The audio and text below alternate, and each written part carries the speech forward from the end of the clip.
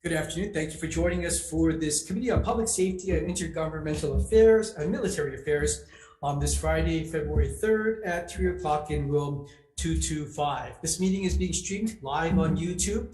In the unlikely event that we have to abruptly end this hearing due to technical difficulties, the committee will reconvene to discuss any outstanding business on Monday, February, what day is February?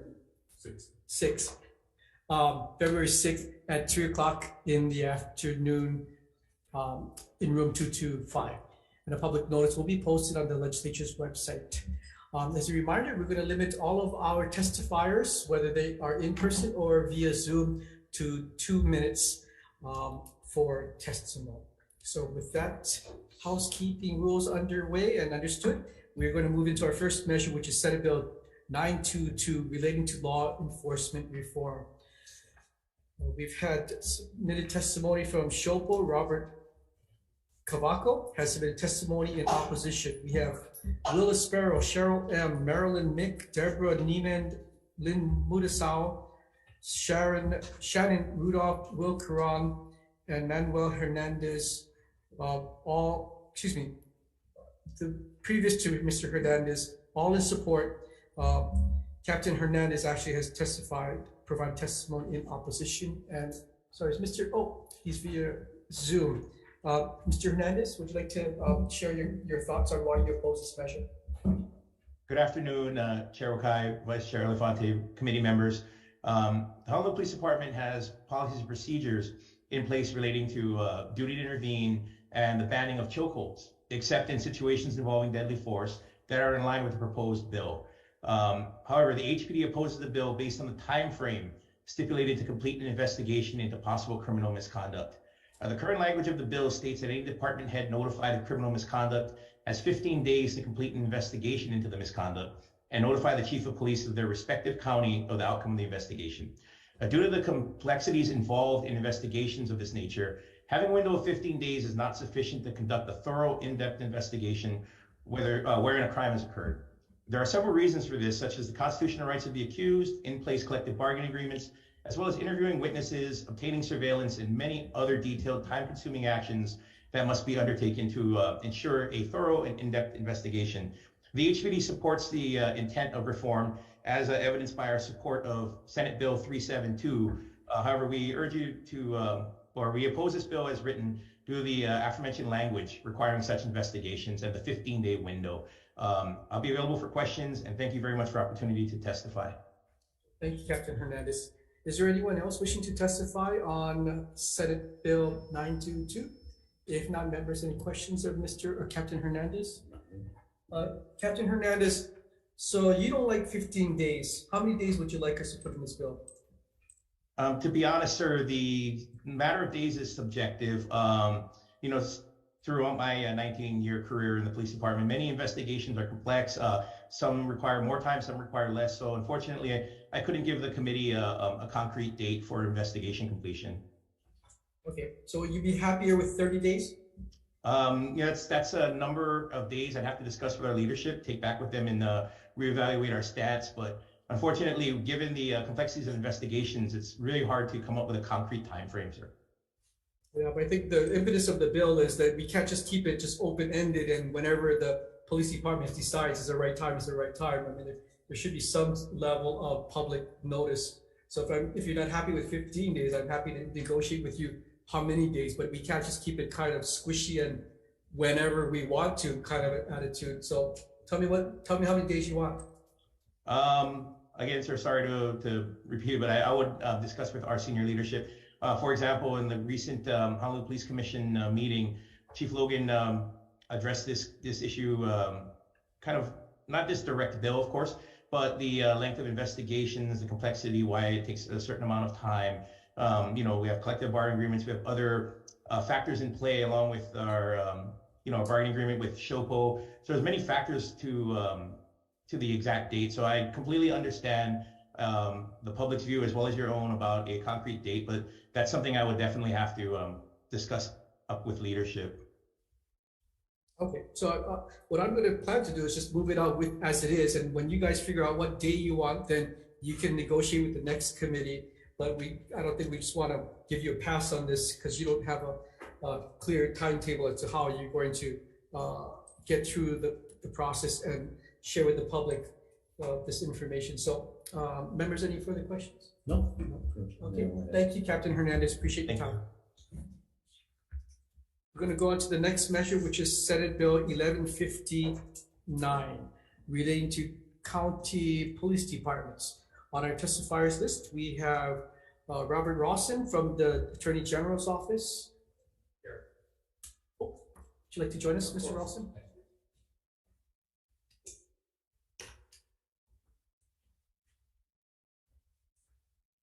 Chair, Vice Chair, Senator, good afternoon. Good afternoon. Hello. I'm Deputy Attorney General Robert Rawson. We support this bill with the recommended amendment to it. We were concerned that based on the timeline of some of these arbitrations that in the ultimate decisions that certain decisions might fall outside of the calendar year. So we just wanted to close that loophole, but otherwise we support the bill. Okay, thank you, Mr. Rawson. Thank you. Brian Black from Civil Beat Law Center has submitted testimony opposition. Robert Cavaco from Shopo in support. Douglas Meller, commentary. Sterling Morita, opposition.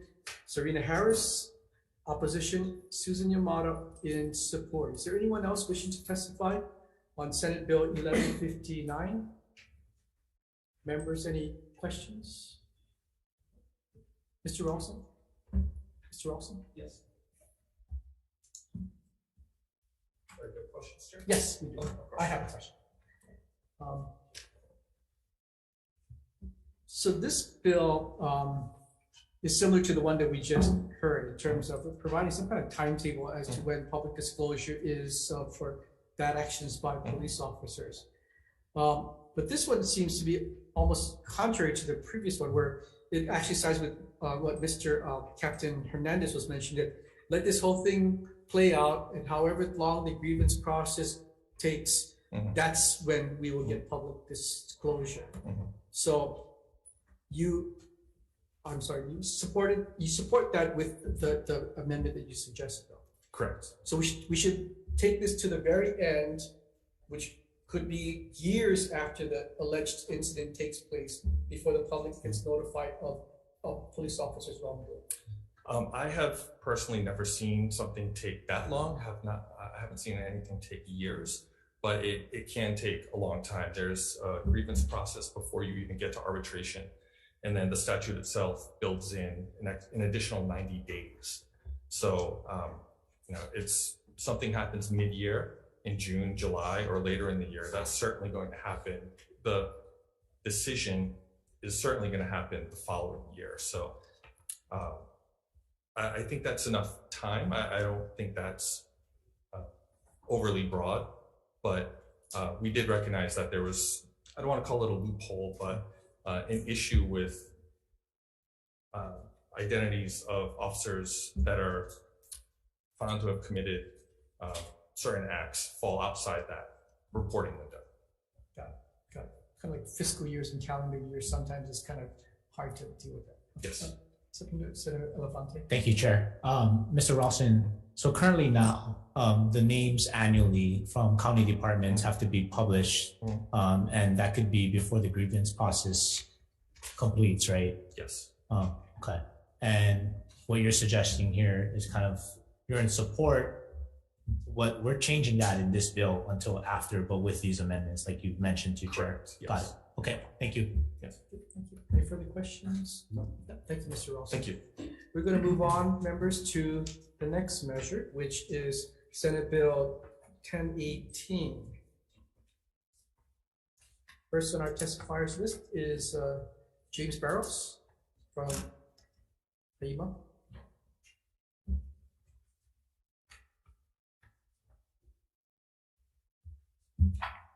Hello, Chair, Vice Chair, Committee. Hawai'i stands in support of Bill 1018, and it upfront lets the public know that in a pandemic, in an emergency that the governor declares, that we can suspend they can suspend elective surgeries. So we support that measure from lessons learned through COVID.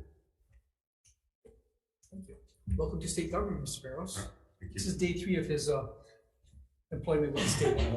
So welcome. Paige Heckathorn Choi has submitted from Healthcare Association of Hawaii, has submitted commentary. JC Mikulinik has also submitted commentary. Oh. Hi, sorry, I'm zoomed in. I'm Paige Heckathorn Choi. I'm with the Healthcare Association of Hawaii.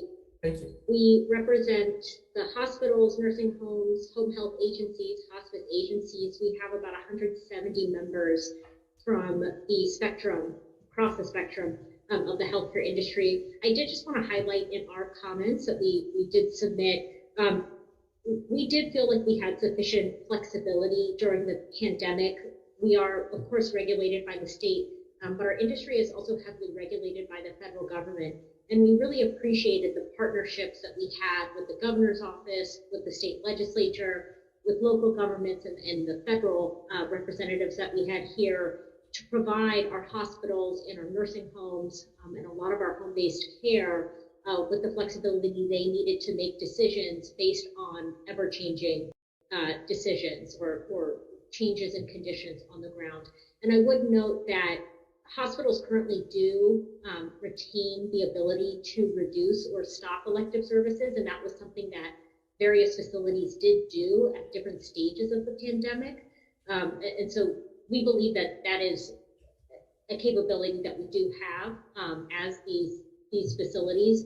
And so, you know, we appreciate the measure, but I think if there were any issues that the legislature felt came up or Department of Defense came up, that we'd be happy to talk those through, but we do feel that that is an ability that we hold as hospitals now under current state law. Thank you. Thank you for joining us, Paige. Sorry, back to JC Mikulinik from Queens Health Systems has submitted commentary, and Gerald Silva has submitted testimony in opposition. Is there anyone else wishing to testify on 1018? If not, members, any questions? Okay, thank you. We're going to move on to our next measure, which is Senate Bill 1059, relating to emergency workers. On our testifiers list is Tommy Johnson or his representative from the Department of Public Safety. Members, he submitted testimony in support. Michael Vincent from the Department of Law Enforcement, testimony in support.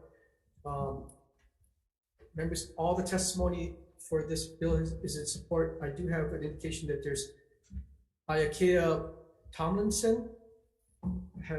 Is this person online? Oh, I'm sorry. Hi, Ayakea.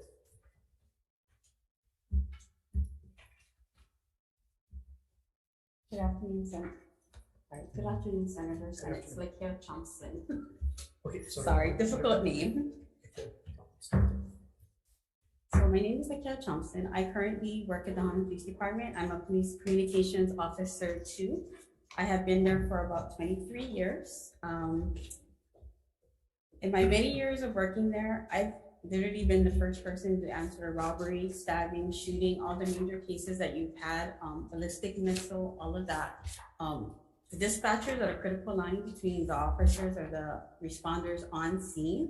We're the ones that make sure that they're getting backup. We're the ones that's making sure that they're getting an ambulance. We're the ones making sure that road crew is coming out or whatever they need. We're that critical link for them. Currently, there is not another type of employee in the city or the state that can do what we do with the county police department.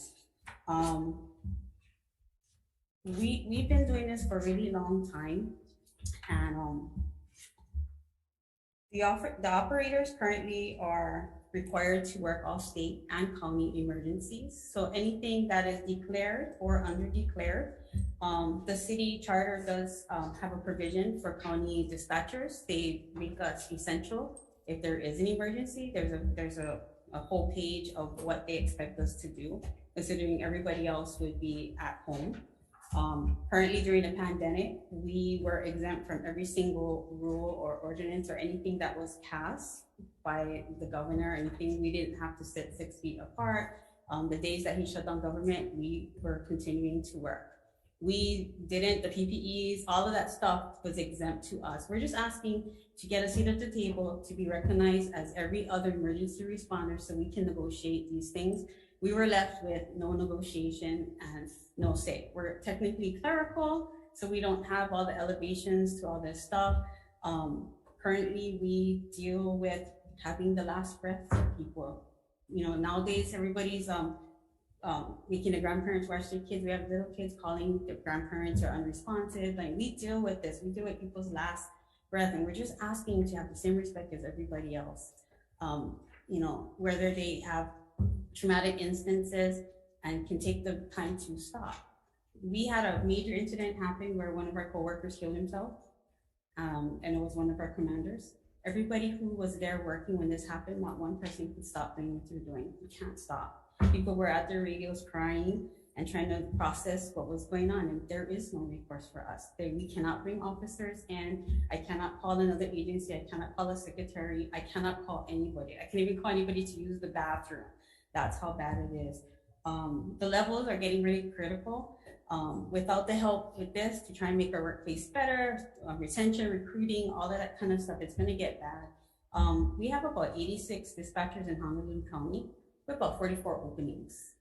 Last year, we brought in 3 recruit classes. Each one of those classes, we were only able to have 1 applicant. And out of those, not all of them stayed. And the ones that stayed, they're so junior that they're just getting into this. Prior to that, the ones that we had from the year prior ended up leaving for higher paying jobs. You know, so we're underpaid. We're not getting that seat at the table to address all of our stuff. So that's kind of why we're asking this. And I'm available for any questions. Thank you, Mateo. Thank you for everything you do for our community. Anyone else wishing to testify on 1059? Members, any questions? Oh, okay, thank you. We're going to move on to Senate Bill 1091 relating to the counties. We have Janine Udui from the Attorney General's office. Good afternoon, Chair, Vice Chair LaFonte, Senator McKelvey. Janine Udui, Deputy Attorney General. I'm testifying on behalf of the Department of the Attorney General today. As set forth in our written testimony, we believe that this bill could be strengthened by adding a more robust declaration of its public purpose. This would better insulate the bill against potential constitutional challenges. Thank you for allowing me to offer comments. I will be available for questions. Thank you, Janine. Tom Yamachika, Tax Foundation, I believe, his representative. Afternoon, Jade McMillan on behalf of Tom Yamachika and the Tax Foundation of Hawaii. We will stand on our written comments submitted on this measure. Thank you. Thank you, Jade. And Gerald Silva has submitted, wow, testimony in support. He's usually kind of a downer. Any other individuals wanting to testify on Senate Bill 1091?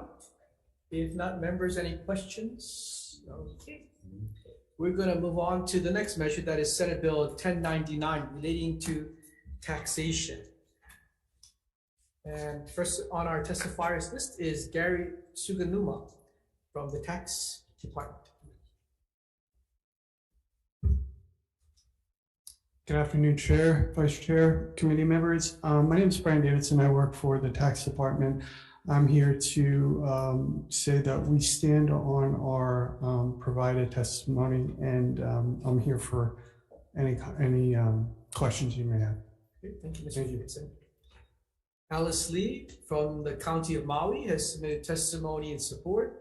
Or is she online, Alice Lee? Not present, Chair. Okay. Richard Bisson, the new mayor of Maui County, has submitted testimony in support. Yuki Lei Sugimura, also from Maui County Council, has submitted testimony in support. And we have Tom Yamachika, and I believe Jade is stepping in for him. Jade?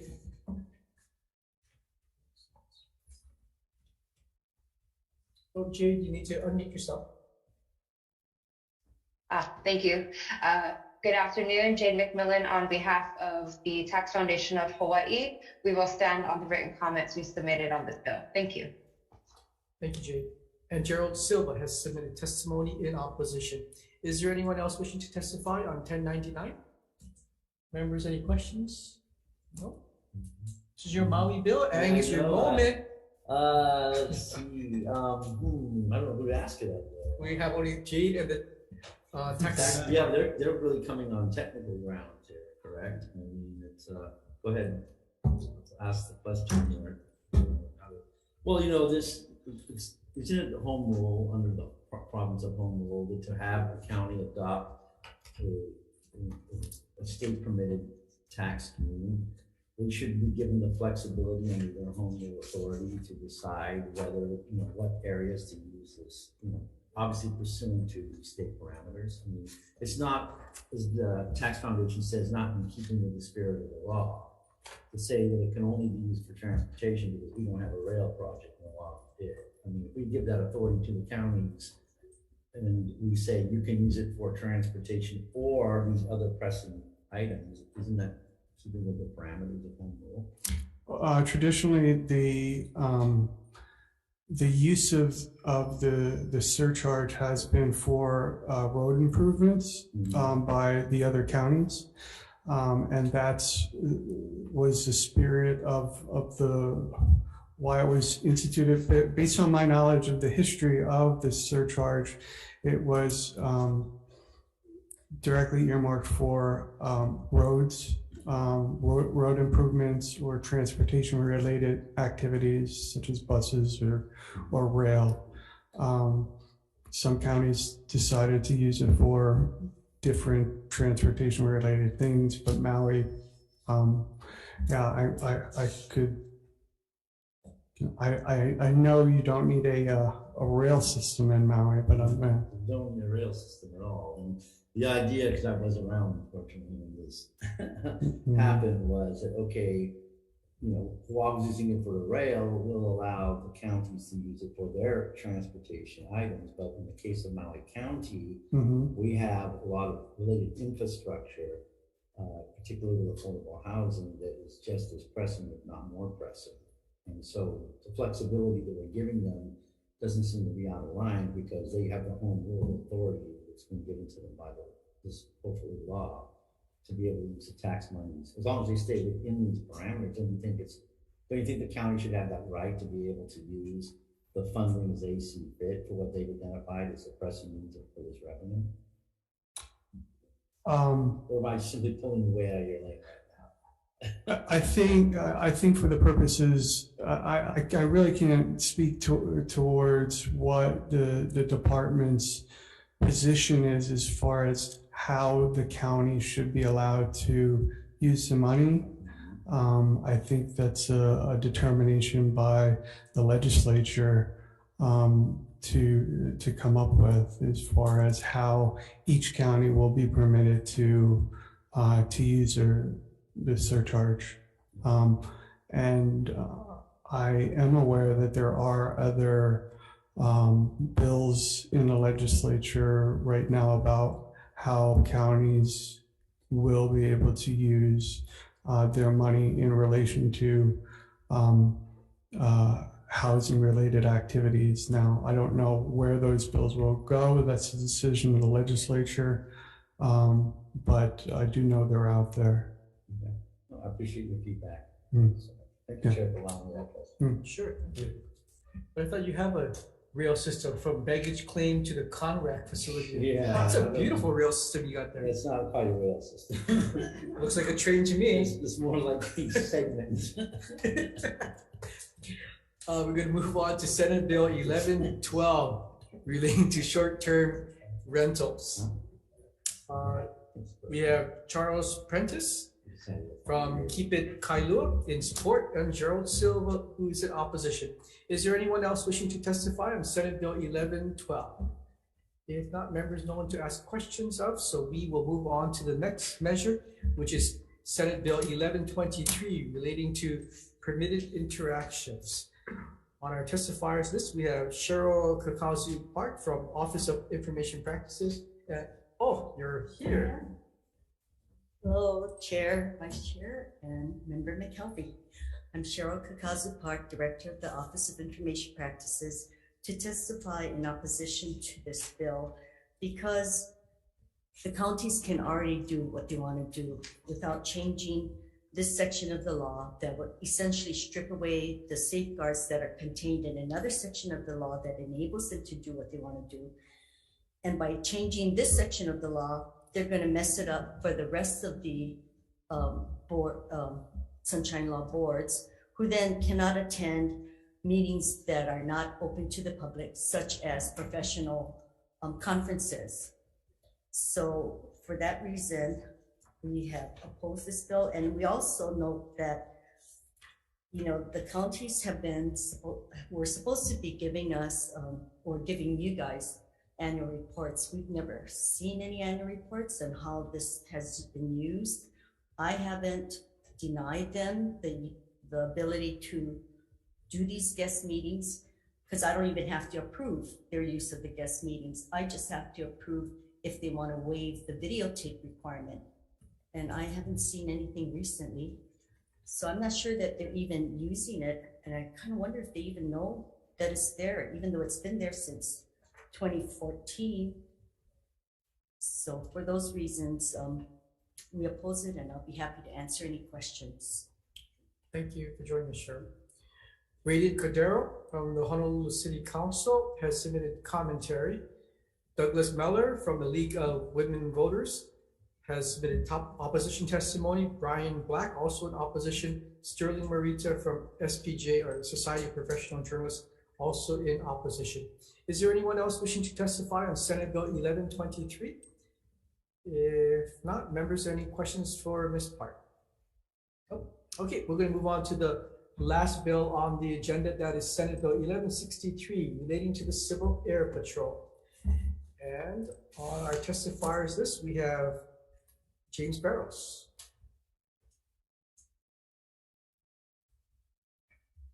Sir, Hawai'i stands in support of the bill. Civil Air Patrol provides a great asset for reconnaissance capability, you know, post-impact, and then after the impact, we will use their platform to provide that reconnaissance, as long as the appropriation doesn't impact the governor's priorities. Got it. Thank you. All right. Thank you. Mike Golochu has submitted testimony in support. William Addison from Maritime Group in support, and Colonel Stacy Haraguchi. Is Stacy Haraguchi here? No. Not present on Zoom, Chair. Sorry. Okay, thank you, Kier. Is there anyone else wishing to testify on Senate Bill 1163? Okay, members, we're going to take a brief recess before taking the vote.